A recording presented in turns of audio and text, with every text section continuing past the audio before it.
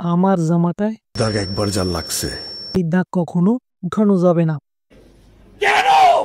কারণ দাগ থেকেই হয়ে যায়। দারুণ কিছু হয় তাহলে তো দাগই ভালো। হ্যালো ইউটিউববাসী, আমি আপনাদের সর্বদাই ভালোবাসি, তাই তো এবার নিয়ে আসলাম আরফান নিশু বসের আপকামিং মুভির টিজার দাগের রিভিউ।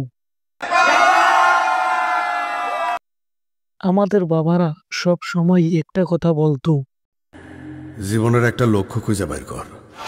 আর আমাদের সকলেরই কোনো না কোনো লক্ষ্য রয়েছে। তো নলেজ দেখছেন কি নলেজ। আমরা একটা সময় এসে বুঝতে পারি জীবনের লক্ষ্য সকল মুখের ঝগড়ার সমাপ্তি তাহলে ভাই এখন কি হবে। তাতে হবে।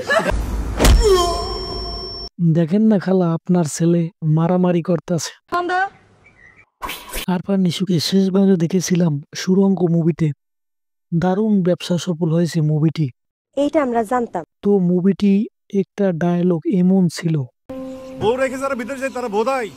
আর এই ডায়লগটা অনেক প্রবাসী ভাইরা শোনার পরে আমি কিছুতেই মেনে নিতে পারবো না। আসলেই দাগই হলো তারাই। জেলের দাগ একবার যা লাগছে। আগে সিনেমাটা পরিচালনা করেছেন শিহাব শাহিন, এতে মূল চরিত্রে অভিনয় করেছেন আরফান নিশু, তমা মির্জা, সুনিরাহা বিনতে কামাল, মনোজ কুমার প্রামাণিক, রাশেদ মামুন, অপু, গাজী রাকায়াত, শহীদুজ্জামান সেলিম, মিঠু। আমি এই সিনেমা আপনি সিনেমা হলে এসে দেখলে নিজেকে নতুন করে খুঁজে পাবেন। নিশুর ভয়েস ডেলিভারি, সেই দাগই colour grading, sound effect, cinematography just এক কথায় অসাধারণ। তো আজকের ভিডিওটি এই পর্যন্তই। ভিডিওটি ভালো লাগলে চ্যানেলটা সাবস্ক্রাইব করে পাশে থাকার আমন্ত্রণ রইল। ধন্যবাদ।